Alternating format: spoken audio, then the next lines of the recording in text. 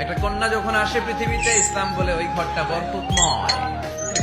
এরপর যখন বড় হতে শুরু করে, ইসলাম বলে বাবা যদি এই মেয়েকে ভালো পাত্রের হাতে তুলে দেয়, বাবার জন্য জান্নাতের দরজাকে খুলে দেয় কে? তারপর সে যখন কারো বধূ হয়ে কারো ঘরে যায়, ইসলাম বলে খয়রুকুম লি আহলিহি, তোমাদের মধ্যে ওই ব্যক্তি আল্লাহর কাছে সেরা যে তার স্ত্রীর কাছে সেরা। কার কাছে সেরা? আপনি আল্লাহর কাছে পছন্দনীয় হতে হলে আগে আপনার স্ত্রীর কাছে পছন্দনীয় হতে হবে। আপনার স্ত্রী যদি আপনার A+ দেয়, আপনি আল্লাহর কাছে, কথা বুঝে নাই বোধহয়। আপনার বউ যদি আপনারা দেয় A+, আল্লাহ দিবে কি? আপনার স্ত্রী যদি আপনারা দেয় A-, আল্লাহ দিবে কি? আপনার স্ত্রী যদি আপনারা F দেয়, F ওই যে ফেল, তো আল্লাহ কি দিবে? আপনি যে ভাবিরে ধরবেন, কি দিবা? কও কি দিবা? হ্যাঁ, ওই যে বিয়া করে নাই A+। তো স্ত্রীদের সাথে বিষ্ণু ঈসা ইসলাম অনেক খুনসুটি করতেন, অনেক ভালোবাসতেন স্ত্রীদেরকে।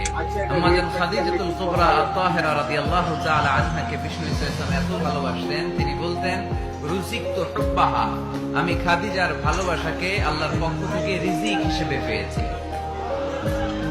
খাদিজাতুল কুবরা আত-তাহেরা রাদিয়াল্লাহু তাআলা আনহার ইন্তেকালের পরে উনি খাদিজাতুল কুবরা আত-তাহেরা রাদিয়াল্লাহু তাআলা আনহার বান্ধবীদের বাড়িতে কুরবানির গোশত হাদিয়া পাঠাতেন। আম্মাজান আয়েশার সামনে যখন তিনি বলতেন যে খাদিজা এমন ছিল, এমন ছিল, এমন ছিল, আম্মাজান আয়েশা রাদিয়াল্লাহু তাআলা আনহা রেগে যেতেন, বলতেন আমরা কত সুন্দরী, আমাদের কথা কন না কেন? ওই যে কত আগে আপনার প্রথম স্ত্রী, শুধু তার কথা বলেন কেন? বিষ্ণু বলতেন খাদিজা আমার দুঃখের দিনের সঙ্গিনী, তোমরা আমার সুখের দিনের সঙ্গিনী। সুবহানাল্লাহ। একটা নারীকে আল্লাহ তাআলা আরশের উপর থেকে সালাম জানিয়েছেন, ওই নারীটার নাম হচ্ছে খাদিজা। বিষ্ণু ঈসা ইসলামকে সব সময় সান্ত্বনা জুগিয়েছেন, সাহস জুগিয়েছেন। এজন্য আমি বোনদেরকে প্রায় বলি, হাজবেন্ডদেরকে সাহস জোগাবেন।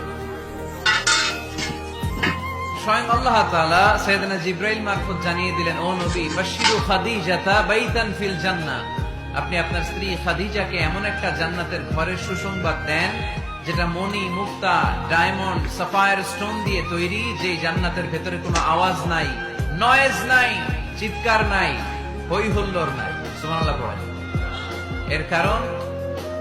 এর কারণ